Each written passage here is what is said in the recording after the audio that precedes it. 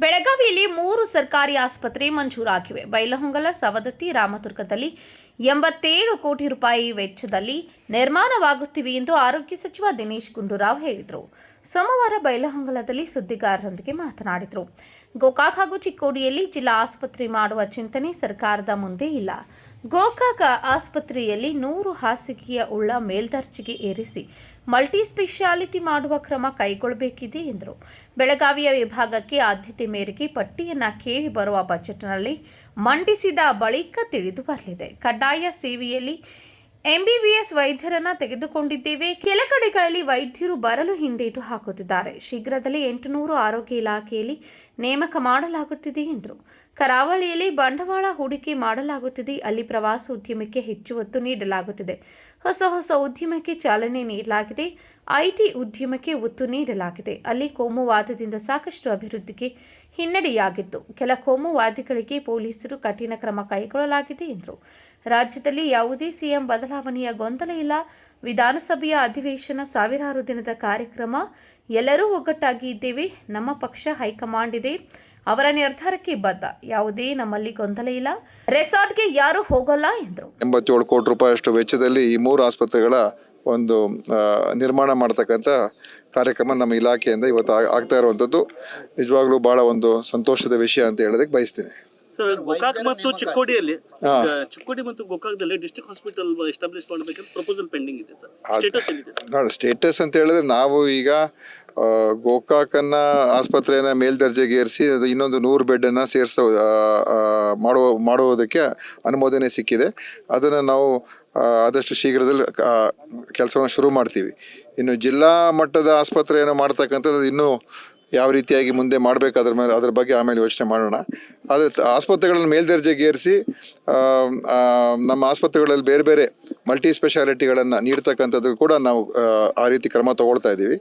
ಅದರಿಂದ ಜಿಲ್ಲಾ ಮಟ್ಟದ ಆಸ್ಪತ್ರೆ, ಅದು ಜಿಲ್ಲಾ ಆಸ್ಪತ್ರೆ ಪರ್ಯಾಯವಾಗಿ ಇನ್ನೊಂದು ಮಾಡುವಂಥದ್ದಕ್ಕೆ ಇನ್ನು ಅಂತಿಮ ತೀರ್ಮಾನ ಆಗಬೇಕು. ಸರ್, ಪಿಎಸ್ಸಿ ಮತ್ತು ಸಿಎಸ್ಸಿಗೆ ಹೆಚ್ಚಳ ಮಾಡಬೇಕಂತ ಪ್ರಸ್ತಾವನೆ ಕಳಿಸಿದ್ದಾರೆ. ನಾವೇ ಕೇಳಿದ್ದದು ಪ್ರಸ್ತಾವನೆ ಬೆಳಗಾವಿ ವಿಭಾಗಕ್ಕೆ, ಅಂದರೆ ಕಿತ್ತೂರು ಕರ್ನಾಟಕ ವಿಭಾಗಕ್ಕೆ ಇಲ್ಲಿ ಹೆಚ್ಚಿನ ಎಲ್ಲೆಲ್ಲಿ ಆದ್ಯತೆ ಮೇರೆಗೆ ಅಲ್ಲಿ PHCಗಳನ್ನು ಮತ್ತು CHCಗಳು ಎಲ್ಲೆಲ್ಲಿ ಅವಶ್ಯಕತೆ ಇದೆ ಅದನ್ನು ಒಂದು ಪಟ್ಟಿಯನ್ನು ಕೇಳಿ ನಾವು ಈಗ ಅದನ್ನು ಈ ಸಲ ಆಯುವ್ಯದಲ್ಲಿ ಅದನ್ನು ಮಾಡೋದಕ್ಕೆ ನಾವು ಪ್ರಸ್ತಾವನೆ ಸಲ್ಲಿಸಿದ್ದೇವೆ. ಇನ್ನು ಮುಂದೆ ಏನಾಗುತ್ತೆ ನಾನು ಈಗಲೇ ಹೇಳಕ್ಕೆ ಬರೋದಿಲ್ಲ. ಆಯುವ್ಯ ಮಣ್ಣೆ ಆದ್ಮೇಲೆ ಗೊತ್ತಾಗುತ್ತೆ. ಸರ್, ವೈದ್ಯರ ನೇಮಕಾತಿ ಬಹುತೇಕ ಆಸ್ಪತ್ರೆಗಳಲ್ಲಿ ವೈದ್ಯರ ಖಾಲಿ ಇದೆ, ಯಾರು ಬರ್ತಾ ಇಲ್ಲ. ಇಲ್ಲ, ವೈದ್ಯರು ಬಹುತೇಕ ಕಡೆ ಇದ್ದಾರೆ, ಇಲ್ಲ ಅಂತಾನೆ ಹೇಳೋದಿಲ್ಲ. ಕೆಲವು 40% ಇಲ್ಲ ಸರ್. ಜಿಲ್ಲಾ ಆಸ್ಪತ್ರೆ ಇವಾಗ ವೈದ್ಯಕೀಯ ಶಿಕ್ಷಣ ಇಲಾಖೆಗೆ ಸೇರಿರುವಂಥದ್ದು. ನನ್ನ ಒಂದು ಸ್ಪರ್ಧೆಯಲ್ಲಿ ಇಲ್ಲ, ಅದು ವೈದ್ಯಕೀಯ ಶಿಕ್ಷಣ ಇಲಾಖೆ. ಅದರಿಂದ ಅಲ್ಲಿ ಪೂರ್ತಿ ಮಾಹಿತಿ ನನ್ನ ಹತ್ರ ಇರೋದಿಲ್ಲ. ಬೇರೆ ಕಡೆ ಎಲ್ಲ ನಾವು ಈಗ ಈ ಕಡ್ಡಾಯ ಗ್ರಾಮೀಣ ಸೇವೆ ಅಡಿಯಲ್ಲಿ ಸುಮಾರು ಜನ MBBS ಡಾಕ್ಟರ್ಸ್ ತೊಗೊಂಡಿದ್ದೇವೆ ಮತ್ತು ತಜ್ಞ ವೈದ್ಯರು ಅವರನ್ನು ನಾವು ಕಾಂಟ್ಯಾಕ್ಟ್ ಮೇಲೆ ತೊಗೊಳಕ್ಕೆ ಅವಕಾಶ ಇದೆ. ಕೆಲವು ತಾಲೂಕುಗಳಿಗೆ ಕಾಂಟ್ಯಾಕ್ಟ್ ಮೇಲೆ ಬರೋದಕ್ಕೆ ಸ್ವಲ್ಪ ಹಿಂಜರಿಕೆ ಇದೆ, ಇಲ್ಲ ಅಂತ ಹೇಳೋಲ್ಲ. ಆದರೂ ಕೂಡ ಬಹುತೇಕ ಇವತ್ತು ವೈದ್ಯರ ಒಂದು ನೇಮಕಾತಿ ಆಗಿದೆ. ಇನ್ನೂ ಸ್ವಲ್ಪ ನಮ್ಮ ಬೇರೆ ಬೇರೆ ಸಿಬ್ಬಂದಿ, ನರ್ಸ್ಗಳು, ಟೆಕ್ನಿಷಿಯನ್ಸು, ಅದು ಕೂಡ ಇದೇ ತಿಂಗಳು 24ನೇ ತಾರೀಕು ಸುಮಾರು ಒಂದು 800 ಜನ ನೇಮಕಾತಿ ಆದೇಶವನ್ನು ನಾವು ಮುಖ್ಯಮಂತ್ರಿಯವರು ನೀಡ್ತಾ ಇದ್ದಾರೆ. ಅದರಲ್ಲಿ ನರ್ಸ್ಗಳು ಮತ್ತು ಟೆಕ್ನಿಷಿಯನ್ಸ್ ಅವರೆಲ್ಲ ಸೇರ್ತಾರೆ, ಫಾರ್ಮಸಿಸ್ಟ್ಗಳು ಅವರೆಲ್ಲ ಸೇರ್ತಾರೆ. ಸೊ ಅದರಿಂದ ಅದರ ಮುಖಾಂತರ ಸ್ವಲ್ಪ ಭರ್ತಿ ಆಗ್ತದೆ. SCP ಮತ್ತು TSP ಫಂಡ್ಸ್ ಗ್ಯಾರಂಟಿಗಳಿಗೆ ಯೂಸ್ ಆಗಿದ್ದರಿಂದ ಇವತ್ತು ಕೆಲವು ಸಚಿವರು ಮತ್ತು ಶಾಸಕರು CM ಅವರನ್ನು ಭೇಟಿಯಾಗಿ ಅಬ್ಜೆಕ್ಷನ್ ಮಾಡ್ತಾ ಇದ್ದಾರೆ. ನನಗೆ ಗೊತ್ತಿಲ್ಲ, ನನಗೆ ಯಾವ ಥರ ಮಾಹಿತಿ ಇಲ್ಲ. ಯಾರು ಕೂಡ ನನಗೆ ಗೊತ್ತಿರುವಾಗ ಯಾರು ಅಬ್ಜೆಕ್ಷನ್ ಏನು ಮಾಡ್ತಾ ಇಲ್ಲ. ಕರಾವಳಿ ಭಾಗದಲ್ಲಿ ಬಂಡವಾಳ ಹಾಕೋದಕ್ಕೆ ಕಂಪನಿಗಳು ಹಿಂದೇಟನ್ನ ಹಾಕ್ತಾ ಇದೆ. ಅದಕ್ಕೆ ಪ್ರಮುಖವಾದಂತ ಕಾರಣ ಕೋಮುವಾದ. ಅಲ್ಲಿ ಹೆಚ್ಚಳವಾಗಿ ಕೋಮುವಾದ ಆಗ್ತಿದೆ. ಹಾಗಾಗಿ ಅಲ್ಲಿ ಬಂಡವಾಳ ಹಾಕೋದಕ್ಕೆ ಕಂಪನಿಗಳು ಬರ್ತಾ ಇಲ್ಲ ಅಂತೇಳಿ ಪ್ರಿಯಾಂಕಾ ಖರ್ಗೆ ಅವರು ಹೇಳ್ತಿದ್ದಾರೆ. ಈಗಾಗಲೇ ಅದ್ರ ಬಗ್ಗೆ ಸುಧಾರಣೆ ಮಾಡೋದಕ್ಕೆ ನಾವು ನಮ್ಮ ಸರ್ಕಾರ ಬಂದ್ಮೇಲೆ ಈಗ ಸಾಕಷ್ಟು ಕ್ರಮಗಳು ತಗೊಂಡಿದ್ದೀವಿ. ಅಲ್ಲಿ ಈಗ ಒಂದು ಶಾಂತಿಯುತವಾದ ವಾತಾವರಣ ನಿರ್ಮಾಣ ಆಗಿದೆ ಮತ್ತು ಹೆಚ್ಚು ಬಂಡವಾಳ ಹೂಡಿಕೆ ಆಗೋದಕ್ಕೆ ನಮ್ಮ ಸತತ ಪ್ರಯತ್ನ ನಡೀತಾ ಉಂಟು. ಕಾನೂನು ಸುವ್ಯವಸ್ಥೆಯನ್ನು ಅಲ್ಲಿ ನಿಷ್ಪಕ್ಷಪಾತವಾಗಿ ಕಾಪಾಡ್ತಕ್ಕಂಥ ಕೆಲಸ ನಮ್ಮ ಸರ್ಕಾರ ಮಾಡ್ತಾ ಇದೆ. ಯಾರ ಪರ ಯಾರ ವಿರೋಧ ಇಲ್ಲ. ಯಾರು ಕಾನೂನಿನ ವಿರುದ್ಧ ಹೋಗ್ತಾರೆ ಅಂಥವ್ರ ಮೇಲೆ ಕ್ರಮ ತಗೊಳ್ತಾ ಇದ್ದೀವಿ. ಆದ್ದರಿಂದ ಭಾಳಷ್ಟು ಸುಧಾರಣೆ ಇವತ್ತಾಗಿದೆ ಮತ್ತು ಪ್ರವಾಸೋದ್ಯಮಕ್ಕೆ ಹೆಚ್ಚು ಒತ್ತನ್ನು ಕೊಡುವಂಥ ಕೆಲಸ ಕೂಡ ಆಗ್ತಾ ಇದೆ. ಮೊನ್ನೆನೂ ಕೂಡ ಮುಖ್ಯಮಂತ್ರಿ ಮತ್ತು ಉಪಮುಖ್ಯಮಂತ್ರಿ ಮಂಗಳೂರಿಗೆ ಬಂದಿದ್ದರು. ಅಲ್ಲಿ ಒಂದು ದಿವಸದ ಕಾರ್ಯಾಗಾರನೇ ಮಾಡಿದ್ರು. ಸಾಕಷ್ಟು ಹೊಸ MOUಗಳನ್ನು ಅಲ್ಲಿ ಹೊಸ ಹೋಟೆಲ್ಗಳನ್ನು 3 5 ಸ್ಟಾರ್ ಹೋಟೆಲ್ಗಳು, ಬೇರೆ ಬೇರೆ ಪ್ರವಾಸೋದ್ಯಮಕ್ಕೆ ಸಂಬಂಧಪಟ್ಟಿರ್ತಕ್ಕಂಥ ಅನುಮೋದನೆಗಳು ಕೂಡ ಅವತ್ತು ಸಿಕ್ಕಿದೆ.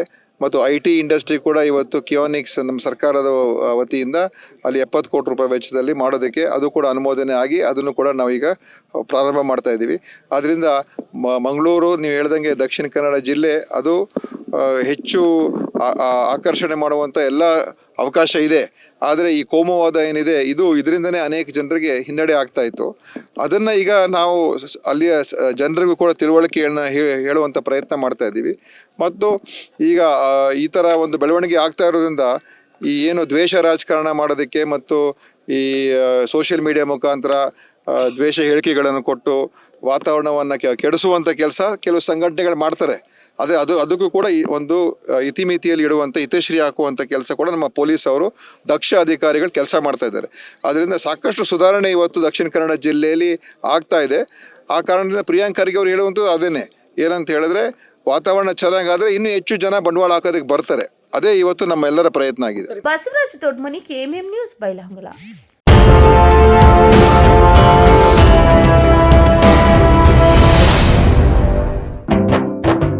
जले दीप अंगना में होगी रोशन दुनिया, पलकों तले छा जाए चांद तारों का साया, रंगोली में खिले रंग खुशियों के भी तराने, तन मन झिलमिल जाए हर पल होंगे सुहाने, ये अटूट बंधन खिले हर आशियाना, रंग वस्त्रों का खजाना मन भाए आराधना, आराधना मारुति गली बेलगाम, मन भाए आराधना।